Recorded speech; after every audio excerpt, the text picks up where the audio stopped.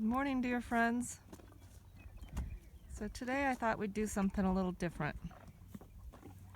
I asked Windman if I could tell his story and then discuss boundaries.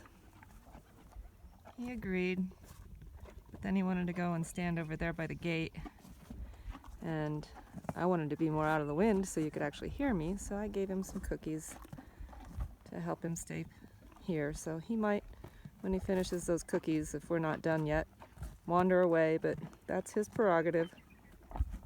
We can still see him from afar. The Windman here is a Mustang.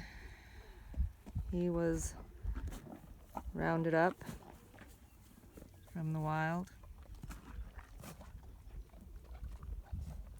just like they're doing right now with the Mustangs, and basically eliminating the wild horses.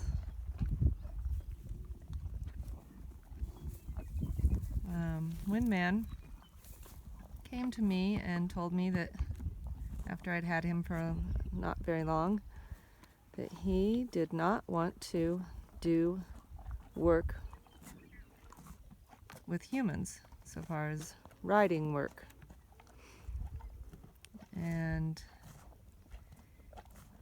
he told an animal communicator at the time that he was being groomed in his herd to be the new stallion before he was abruptly ripped out of his family, off of his home, all of his knowing, and brought to be with humans. Total domination tactics. When I removed domination tactics from him is when he started feeling like he had his voice, and he spoke very clearly. I'm not to be ridden. And so I agreed not to ride him.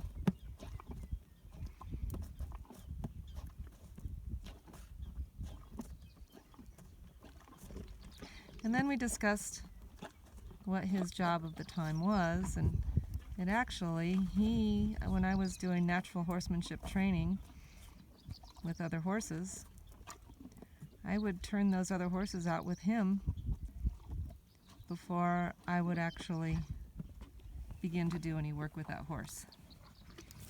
Because Windman taught them about appropriate boundaries and taught them how to be a horse again, removing the human pollution, or at least maybe not completely removing it, but at least opening up new avenues for me to be able to get to those horses in a more natural way. I'm going to call it authentic, though, because that's what I am calling my program of horsemanship here, is authentic horsemanship. And so once Windman actually did his work with those other horses, and I was able to work with those other horses, Windman, in my observations, taught me a ton about boundaries before I even really realized that's what I needed to learn. Boundaries. The loving of my own space, my space as being sacred, so that I could say no. And so I'm here to tell you that you can say no. Windman can say no. We all can say no.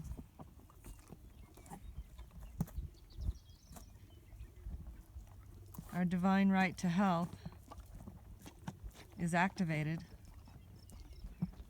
by us beginning to say no. No to what does not serve our soul.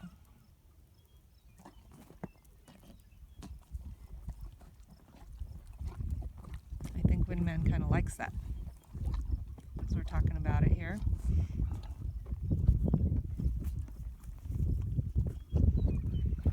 You can see he has a big scar on his shoulder. It's interesting that he keeps showing it. Sometimes he hides his scar, but today it feels like he wants everybody to see it. so they can see what happens when we try to say no and others don't listen. He has some scar tissue in his hindquarters also.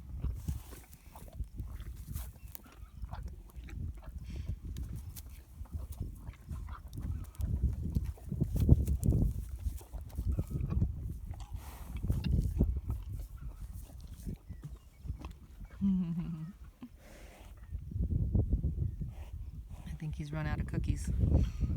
He's going to start frisking me to see if I have any more cookies. I don't have any more cookies. I'm licking my hand.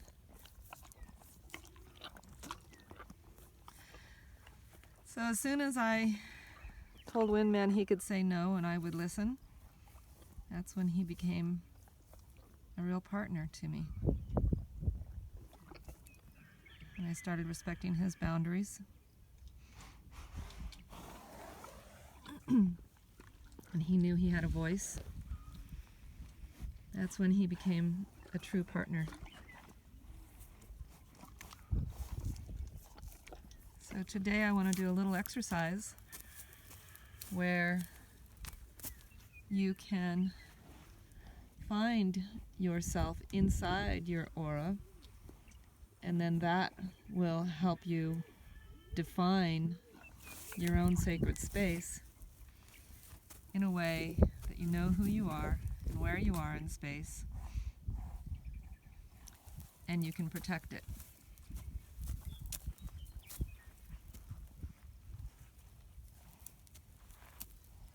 So I'm just going to encourage you to sit or stand,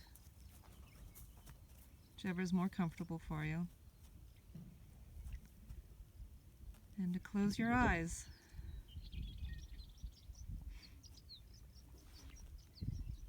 If you want to keep your eyes open on Windman, that's okay as well. Just go within.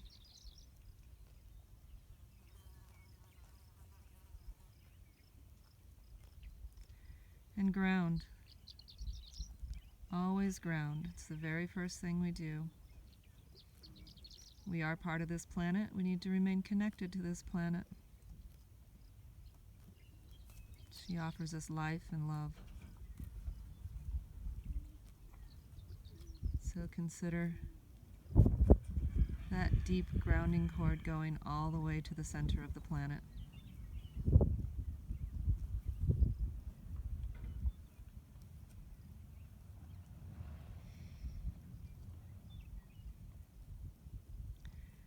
Now that you're fully connected and grounded, just take your arms out to the sides.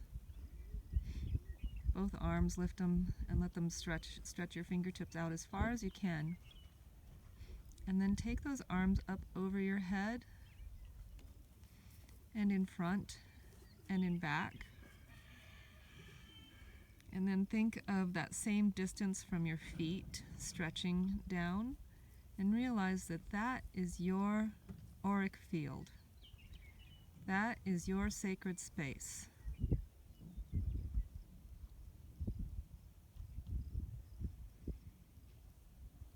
And as you're feeling for that aura, that boundary, that sacred space, just see if you can sense and feel a color. You don't have to keep your arms out the whole time. You can drop them to your sides once you've come up with what the space is. But just sense and feel that bubble that's around you. That's your bubble, your sacred space.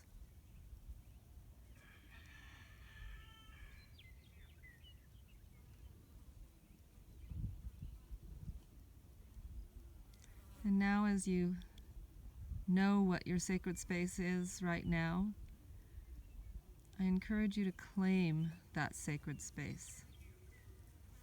To just take and fill it up with you, with your essence, with who you are, with your gold. remembering to remain grounded, and bringing that gold up through the heart into that sacred space that is yours, purely yours, your unique, special,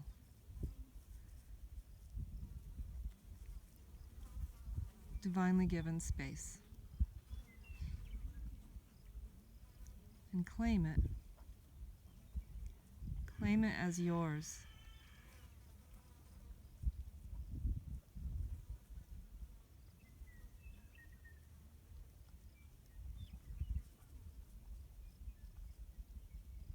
If you need to move around and feel it, and as you're filling it up with you, do what you need to do to claim your space. This is your time to claim your space. Establishing a boundary that is yours, uniquely yours.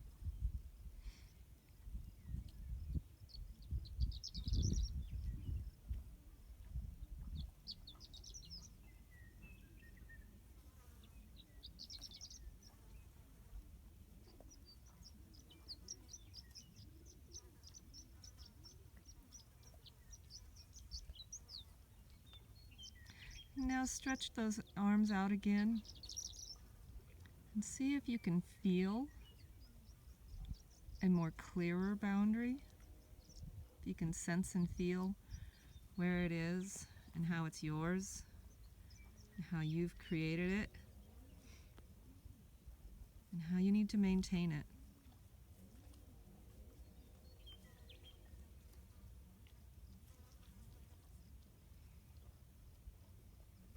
See if you can see if the color, if you saw a color before, see if the color has changed at all. If it's a stronger color. What often happens when we establish our bubble as ours, it may have been very clear, so to speak, lucid maybe. And as we claim our space and allow us to fill out our bubble and make it ours, that color can change to a brighter color.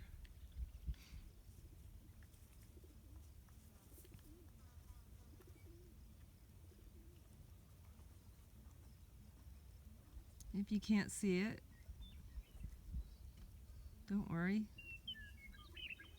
Intuition all comes with time, and we all have different gifts. See if you can feel it, if you can visualize it in your head. If you can visualize that boundary, that bubble that's yours, uniquely yours. And Windman's going to come over again and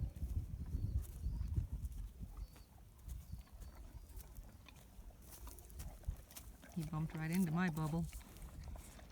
But then he stopped as soon as I said he was bumping into my bubble.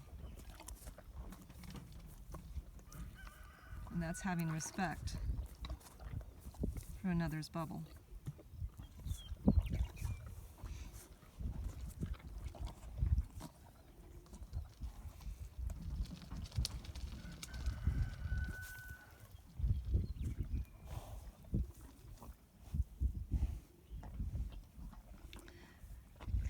So you can open your eyes and make this a daily practice of establishing your personal energetic space,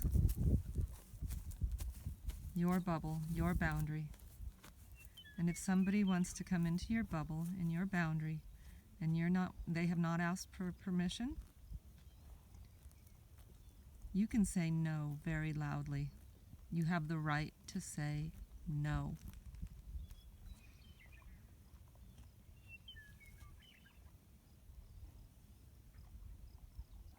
It's deep work. Establishing and maintaining our boundaries and being okay with saying no.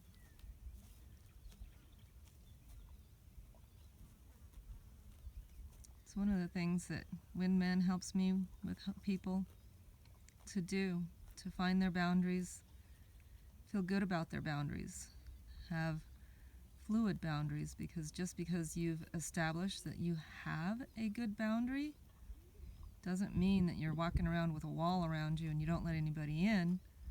It means that you can choose. You have choice in the matter of who comes in and when. So if you'd like to do some more boundary work in person or through the ethers over the phone, I'm happy to do that with you, because you do have the right to say no, which then gives you the right to say yes on your terms.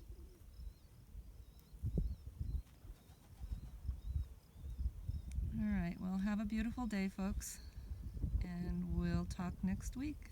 Blessings.